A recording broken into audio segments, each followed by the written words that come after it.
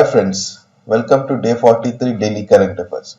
Today first news is about Rajnath Singh tell in Rajya Sabha about a coordinated disengagement at Pangangso. Rollback began on Wednesday in North and South Banks. Here you can see the Chinese People Liberation Army tanks and troops disengaging from the banks of Pangangso Lake in eastern Ladakh. India and China have reached an agreement on disengagement in the Pangang Lake area to cease their forward deployments in a phased, coordinated and verified manner, and it would substantially restore the situation to that existing prior to the commencement of the standoff last year. Defense Minister Rajnath Singh said on Thursday.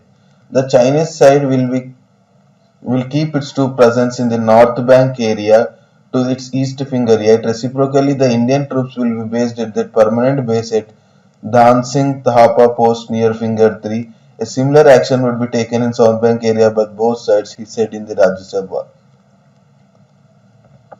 Okay.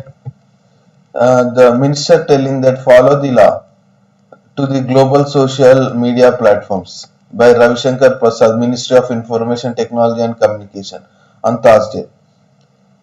Said global social media platforms were welcome to work and earn money in India, but they should follow the law and the Constitution of India. Replying to a question in the Rajya Sabha, Mr. Prasad said his ministry had flagged Twitter and called out for the microblogging site for double standards, adding that freedom of speech was there, but Article 19(2) of the Constitution added reasonable restrictions because of sovereignty and integrity of India. Why is it why is it when police act in Washington Capitol Hill ransacking a microblogging site stands in their support, but when a similar action is taken at Red Fort, our national the platform opposes it? Freedom of speech is there, but with reasonable restrictions. Why double standards? You cannot spread hate messages such as PM Modi massacre of farmers, Mr. Prasad said. Twitter and the Government of India are at loggerheads over issues related to content removal and freedom of expressions. 50th Kisan Rail transports onions from Nagarhole to northeast states. Nagarhole, Maharashtra to northeastern state Kisan Rail is transferring. The South Central area has achieved a major milestone when the 50th Kisan Rail from Nagarhole station in Maharashtra was started in a short span of 38 days period with 19,318 tons of onions to places in eastern and northeastern states, New Guwahati, Malda town, New Jalpaiguri, Agartala, Bahuta, Gaur now benefiting traders and farmers. All these 50 rails have been given 50% tariff concessions under the scheme Operation Greens top to total by Union Ministry of Food Processing Industries facilitating economic transport facility with less en route damage. Next. Go Air flight to connect Hyderabad to Maldives. Touchless e-boarding facility started. GMR Hyderabad International Airport Limited launched Go Air's maiden direct flight service from Hyderabad to Maldives on Thursday. The Go Air aircraft took off from Hyderabad to Malé around 11:40 am amidst a festive atmosphere at the airport. Go Air also started the touchless e-boarding facility for international passengers with this service. Senior officials from GMR Hyderabad International Airport along with Go Air officials other airport stakeholders were at the terminal to see of the passengers and crew. Okay, next. Rupees 16 crore drug is their only hope of survival. Nearly 200 in Karnataka diagnosed with spinal muscular atrophy, a rare genetic disease. A one-time infusion of Zolgensma helps the patient recover. A gene therapy costing Rs 16 crore is the only shot at life for nearly 200 children with spinal muscular atrophy type 1, a rare genetic disease in Karnataka.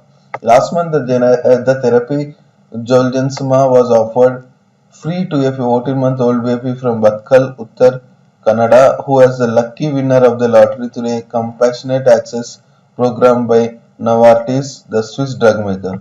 This lottery is held once in 2 weeks for SMA children across the world, and doctors at Baptist Hospital that has dedicated pediatric neuromuscular service are hoping more children will benefit. The therapy is a one-time infusion that makes about an hour. Ann Ajas Matthew, consultant pediatric neurologist and neuromuscular specialist, the Baptist Hospital, told the Hindu. The therapy was approved by US regulators in May 2019 and has since then turned into a miracle drug for this rare disorder that destroys a baby's muscle control. Okay. CAA to follow vaccine drive Shah. Home Minister says BJP will keep its promise of implementing the act. Union Home Minister Amit Shah addressing a rally in Thakur Nagar, West Bengal. Union Home Minister Amit Shah on Thursday said the Citizenship Amendment Act would be implemented once the COVID-19 vaccination were completed. We are a party that keeps our promise, Mr. Shah said at a gathering largely of people from Mathuwa sect at Thakur Nagar in North 24 Paragans district.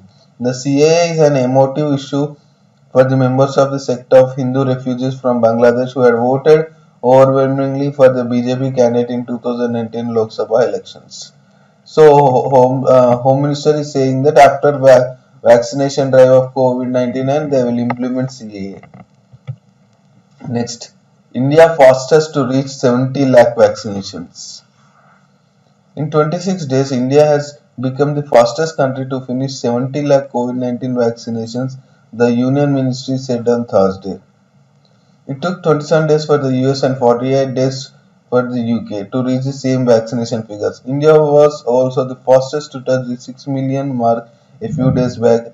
As of February 11 till 8 am, more than 70 lakh beneficiaries have received the vaccination under the countrywide exercise, a press release from ministry said. As many as 57,052 228 healthcare workers and 13,11,886 frontline workers were vaccinated in 143056 sessions, a ministry release noted. Next, most buses still wheelchair unfriendly. Only 7% are fully equipped to cater the physically challenged, show government data.